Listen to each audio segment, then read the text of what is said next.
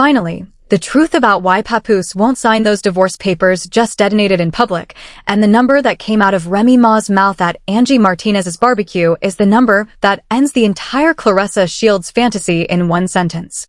He wants half. Not a percentage. Not a fair share. Half. Half of the woman he spent years telling the world he was holding down while she was locked up. Half of the catalog he did not build. Half of the touring money he is not on the flyers for. And the reason Claressa Shields is still legally the side situation and not the wife is not because of paperwork delays, not because of scheduling, not because of some romantic complication nobody understands.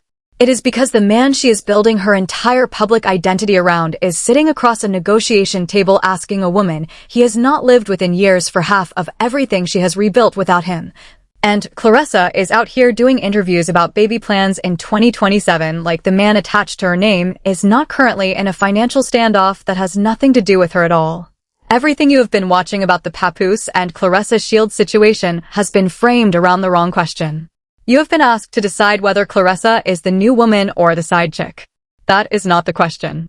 The question is why a man who is supposedly so in love with a world champion athlete pulling in millions is refusing to close the door on his previous marriage unless a specific dollar amount changes hands, and what that reveals about which one of these women is actually the prize and which one is the accessory. Because when we get to the connection breakdown later in this video, when I lay out the Rolodex on one side versus the Rolodex on the other side, you are going to understand why every single thing Claressa has said about being the chosen one has been a story told to cover the fact that she is standing next to a man who is financially dependent on the woman he supposedly left. And the timeline on that dependency stretches back further than anybody has been willing to say out loud. This is not a love triangle. This is a hostage negotiation. And Remy Ma just walked out on stage at Angie's barbecue and let the whole world hear exactly what she is not signing. Drop your thoughts in the comments, hit like, and subscribe. Let's get into it. For anybody just walking into this story cold, let me set the whole board up so we are all looking at the same picture. Because there are 3 real people involved in this, and every single one of them is playing a different game with different rules and different amounts of leverage. Papoose is the New York rapper who spent the better part of 2 decades being introduced to the world as one half of one of the most publicly displayed love stories in hip-hop, and that story was built entirely around Remy Ma. The Bronx rapper who did federal time, came home, rebuilt her career from nothing, ran back a Grammy nomination through the Fat Joe pipeline, and quietly became one of the most respected female voices in the culture again. For years, the Papoose brand was the man who stood by his queen when she was locked up. He visited. He wrote. He waited. That was the whole identity. Then Remy came home. They did the love and hip-hop run. They did the Black Love merchandise, the co-parenting content. The whole thing. And somewhere in the last stretch of time, that partnership quietly fractured, and the man who built his entire public image on being Remy Ma's husband slid over into the orbit of Claressa Shields, undisputed world champion boxer. A woman with actual money coming in from actual sports, and Claressa took the situation and turned it into her entire personality. She has been doing interview after interview about being the new chapter, the real one, the future baby plans, the wedding energy, the Black Love reboot she is calling Gold Love. Whatever that phrase is supposed to mean when you take a piece of gold and put it in a washing machine. And the whole time she has been running that press tour, one detail has been sitting there like a boulder in the middle of the highway. Papoose is not divorced. He is not filed. Or he is filed and it has not moved. Depending on which report you follow, the paperwork exists in some form, but nothing is finalized, nothing is signed, and the woman he is legally still tied to is Remy Ma, not Claressa Shields. That was the mystery. Why is this taking so long? Why is a man who is supposedly so committed to a new relationship dragging his feet on the exit from the old one? And this week, Remy walked on stage at Angie Martinez's barbecue in front of a crowd, in front of cameras, in front of the entire internet, and she gave the answer in one line. She said she will be single, when the ninjas stop asking for half. Half. She said the quiet part out loud on a live mic, and the whole story cracked open. Because now everybody understands. The delay is not about love. The delay is not about paperwork. The delay is a man sitting on a signature until the check clears. And Claressa Shields, the woman who has been telling the world she is the reason Papoose wants out of his marriage, is now the woman standing next to a man whose entire divorce is being held up because he wants a slice of another woman's money before he lets her go. That is the stake. That is why this matters right now. Not just for Remy, not just for Claressa, but for every single person in the culture who has ever sold the Papoose black love mythology, because the mask is off and the machine underneath it is running on somebody else's engine. Let me walk you through the surface layer first, the stuff you can see with your own eyes. Because before we get into what people close to the situation are saying, and before we get into the industry breakdown of why one of these people has all the connections and the other one has nothing, we need to establish the visible, undeniable, on-camera evidence, and there is plenty of it. Start with the clip itself. Remy Ma at Angie's barbecue. This is not a rumor. This is not a subtweet. This is not an anonymous blog post. This is Remy on stage with a live mic, in front of a live crowd, at an event hosted by Angie Martinez, one of the most respected radio personalities in hip-hop history. A woman who was doing interviews significant enough to be sampled on Tupac records back in the 90s, and Remy is up there addressing the divorce situation directly. She says, and I am paraphrasing the delivery, but not the substance, that she will be single, when these ninjas stop asking for half. Half of her assets. Half of her money. Half of what she built while he was, according to his own words, so busy visiting her in prison that he could not maintain his own music career. That is on tape. That happened. That is not going away. And the delivery on it, if you watch the clip, is not emotional. It is not a rant. It is cold, controlled, and calibrated.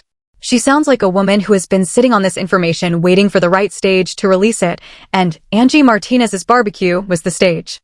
That is evidence piece 1. Evidence piece 2 is the diss record. Remy did not stop at the stage bar.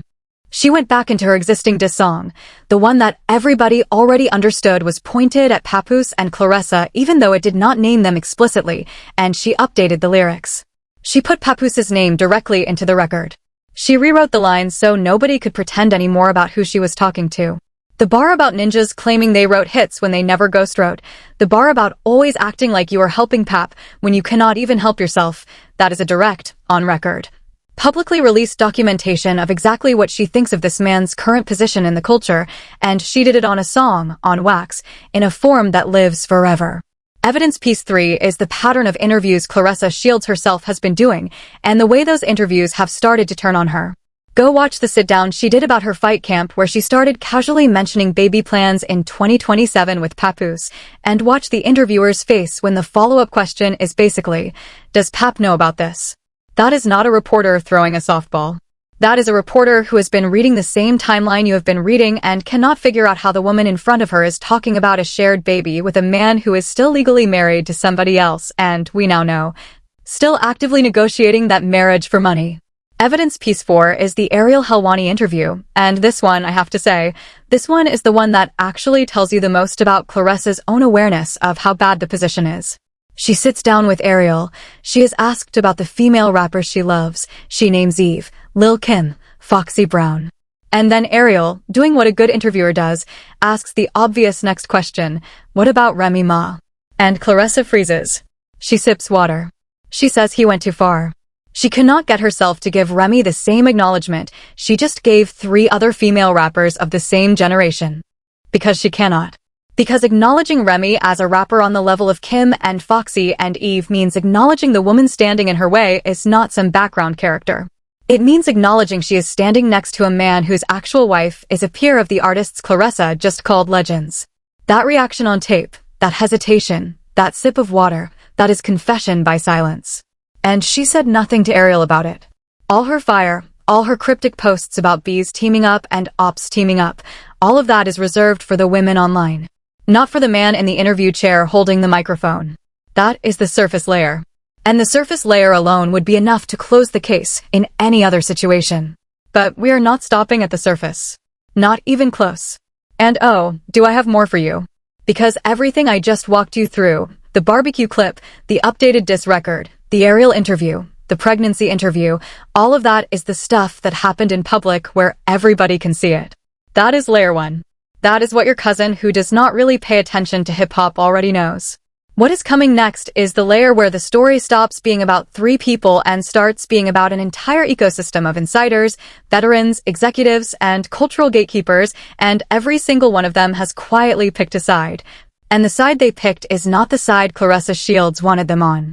If you thought the barbecue bar was the end of it, hang on. The stans, and I am talking specifically to the Claressa stans right now, y'all are really not going to like the next stretch.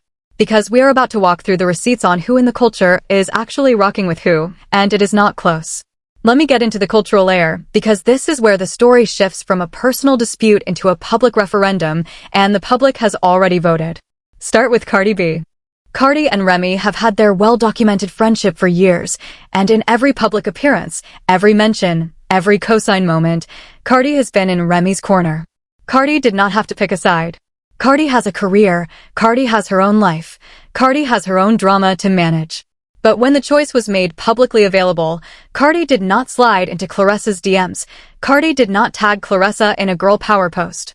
Cardi's public energy has been Remy energy, and in the ecosystem of women in hip-hop right now, Cardi's endorsement is one of the loudest signals you can get.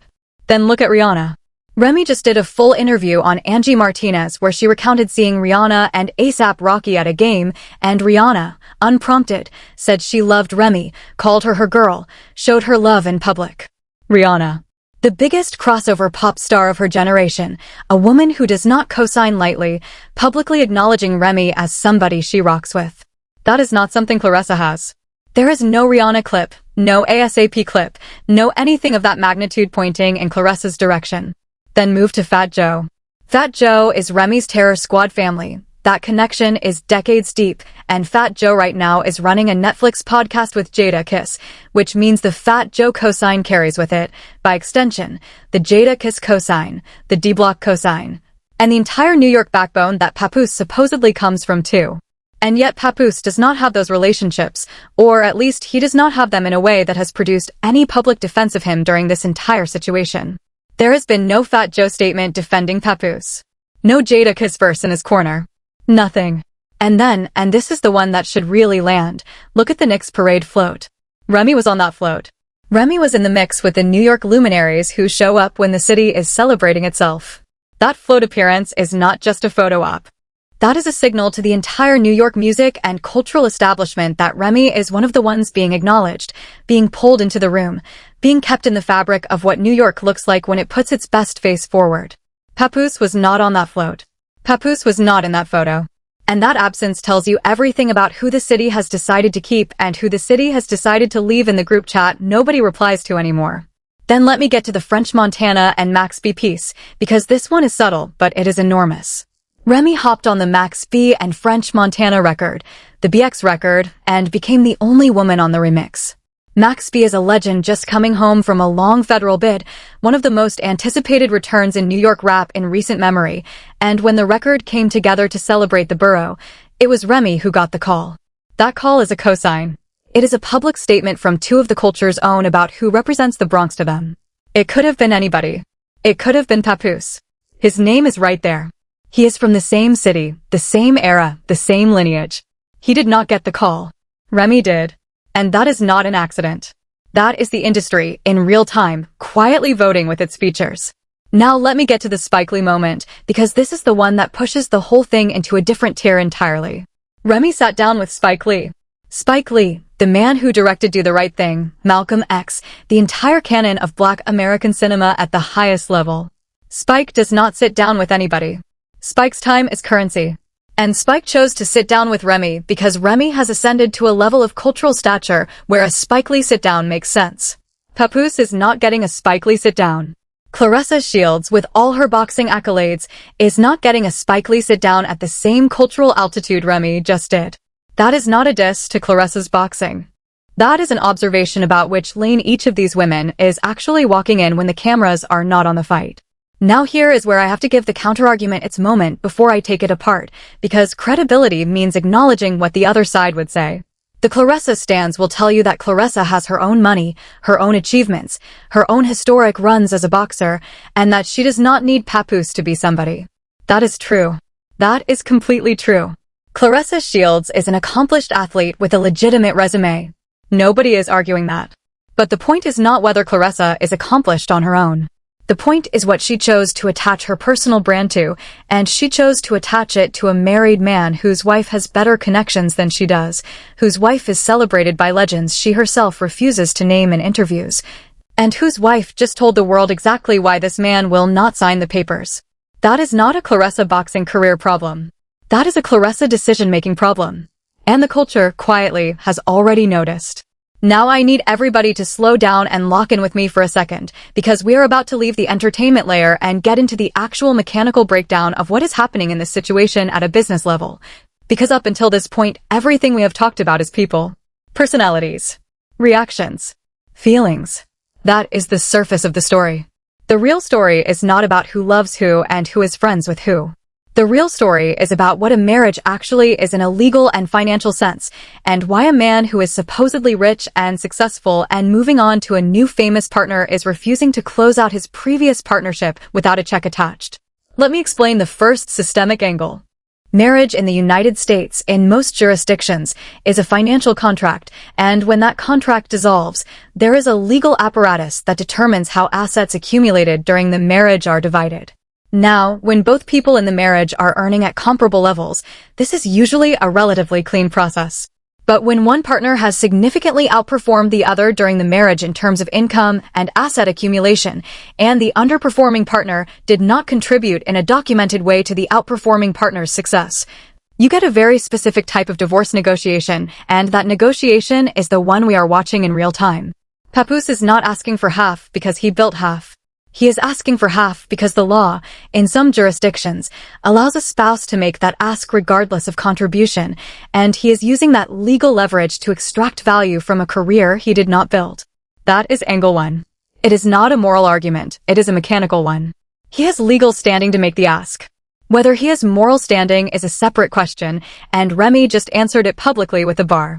The second systemic angle is the recording industry piece, and this is where I want everybody to really pay attention, because this is the part that most casual fans do not see. Papoose has spent years associated with Win Records and a specific corner of the New York independent rap ecosystem, an ecosystem that historically operated on the promise of independence, ownership, and long-term catalog wealth. The problem is that ecosystem, for most of the artists inside it, did not produce the kind of catalog wealth that the initial marketing promised. It produced a lot of mixtapes, a lot of freestyles, a lot of loyalty content, and very few hits with meaningful publishing and streaming residuals attached. So when you look at Papoose's actual catalog, when you look at what he owns, what he controls, what generates ongoing income for him, you are looking at a much smaller pile than the public image would suggest. This is not a personal attack on his artistry. This is a business observation about the difference between output and ownership. He put out a lot of music. Not all output translates into wealth. And that gap between output and wealth is the exact reason a man in his position, looking at a wife who has actually built a media network, a touring business, and a Grammy-nominated recent run, would look at her balance sheet and calculate that half of her balance sheet is worth more than continuing to grind his own. That is angle 2. The third systemic angle is the media narrative machine, and this is the one that connects everything. For years, the black love narrative around Papoose and Remy was not just a personal story, it was a monetized asset. It sold love and hip-hop episodes. It sold interviews. It sold merchandise. It sold the entire brand of them as a couple. That narrative had commercial value. And when that narrative dissolved, both people in the marriage lost access to a shared revenue stream that had been generating income for years. Remy has been able to pivot into her own media lane, her own network, her own solo interviews and features, because her individual value as an artist and cultural figure was always higher than the couple brand suggested. Papoose has not had that pivot. His individual value, separated from the black love story, is a fraction of what the couple brand was generating. So the divorce is not just an emotional decoupling. It is a business event in which one partner loses access to a shared revenue engine and needs to replace that income somewhere, and the fastest way to replace it is to extract capital from the departing partner. That is angle 3. And when you stack all 3 of those angles on top of each other, you get the actual answer to the question everybody has been asking. Why is this taking so long? It is taking so long because Papoose is not fighting for love. He is not fighting for reputation. He is not fighting for the marriage. He is fighting for a settlement number because the settlement number is the thing that determines whether he can continue to live in the tier he has been living in without a hit record to sustain him. And Claressa Shields, sitting on the sidelines doing interviews about 2027 babies, is completely irrelevant to that negotiation. The negotiation is not about her. The negotiation was never about her. She is the distraction, not the motivation. And the machine underneath the story does not care about her at all. Now here comes the moment. Because everything I have just walked you through, all three systemic angles, all the cultural evidence, all the surface evidence, all of it points to one central, undeniable, and I would argue devastating conclusion. And I need everybody to sit with this one, because this is the reveal, and the reveal is not a rumor.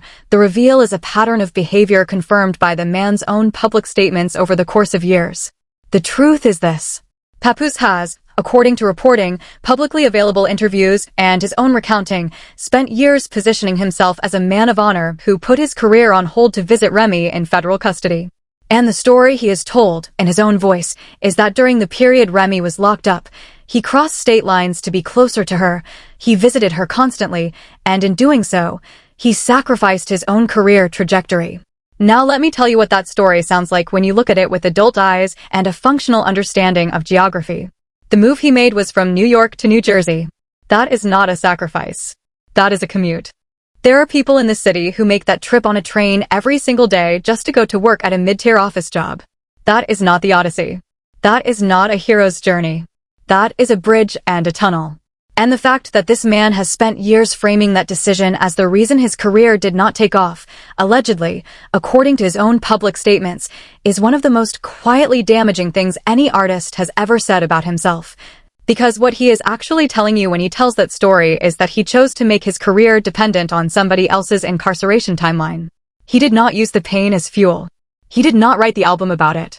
He did not become the artist that Scarface became when he got the news in the middle of a studio session and channeled that pain into a legendary verse on This Can't Be Life. He did not become Tupac walking out of a cell and straight into a studio to record California Love. He did the opposite.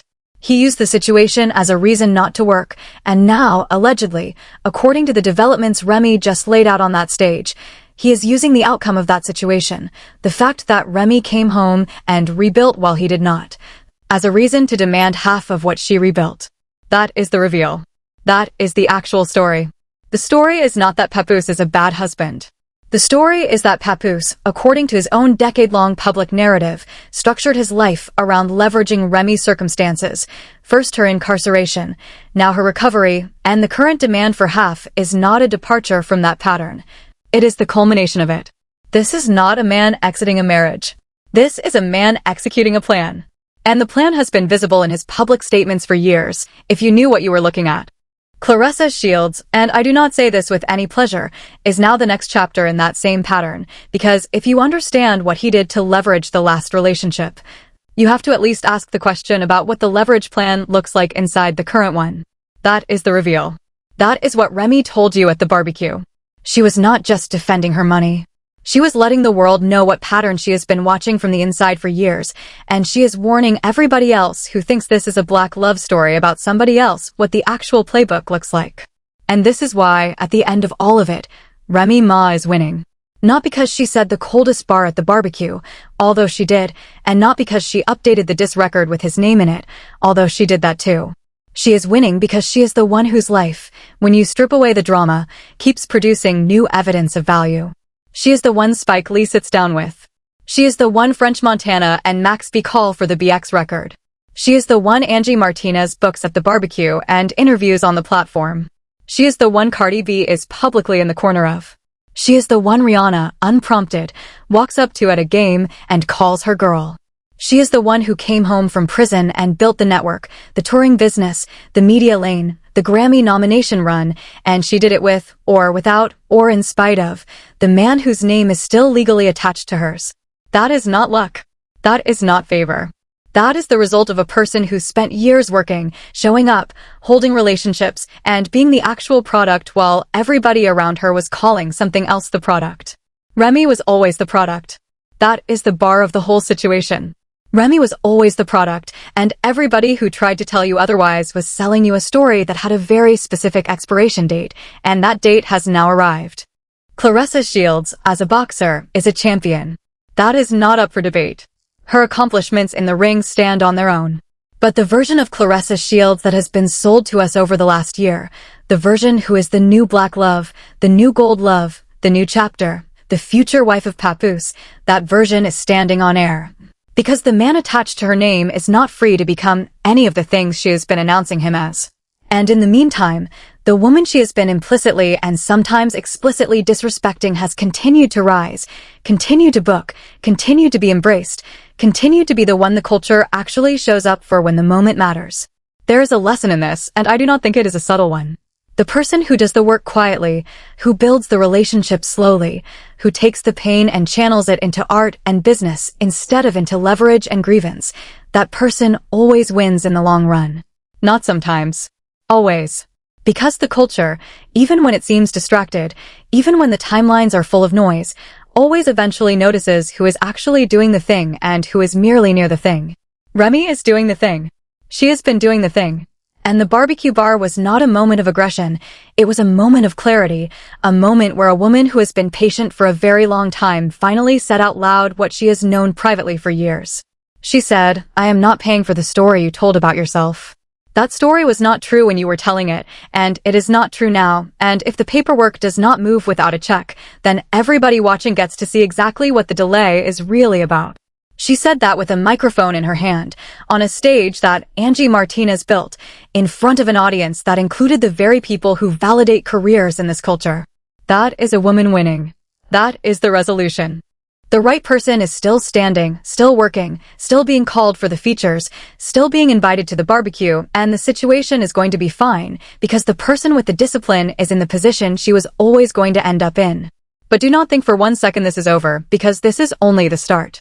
There are at least 2 more shoes about to drop in this story, and if you are not subscribed to this channel right now, you are going to miss both of them. Shoe number 1 is the actual legal proceeding, because Remy putting the half number in public means the negotiation posture is now different. She has moved the conversation out of the private mediation room and into the court of public opinion, and that changes the leverage calculation for everybody involved, including the lawyers. Watch for the next filing, because the next filing is going to tell you whether Papoose is going to double down on the ask or whether the public pressure is going to force a retreat. And I will be here breaking every piece of it down the moment it lands. Shoe number 2 is the Claressa Shields interview cycle, because Claressa has a fight coming, she has press obligations, she is going to be in front of microphones, and the questions she is going to get are not going to be about her job. They're going to be about the man attached to her name and the divorce that has now, publicly, been revealed as a financial standoff. Watch how she handles the next round of interviews, because that handling is going to tell you whether she is willing to keep defending a position that the culture has already decided against, or whether she is going to start the slow pivot away from the story she has been telling. Either way, we are covering all of it here. So make sure you are locked in, make sure the notification bell is on, and make sure your people are locked in with you, because the next video coming up on this channel is the one you cannot afford to miss. Coming next, the full breakdown of the Papoose catalog, the actual ownership situation behind Win Records, the money that never showed up where the marketing said it would, and the specific reason the numbers in his public story have never added up to the lifestyle in his public photos. When we get to the ownership chart, and I promise you we are getting to it, you are going to understand why every single move this man has made for the last 10 years was never about music and was always about the room he agreed to sit in that nobody was supposed to know about. That video drops next. Do not miss it.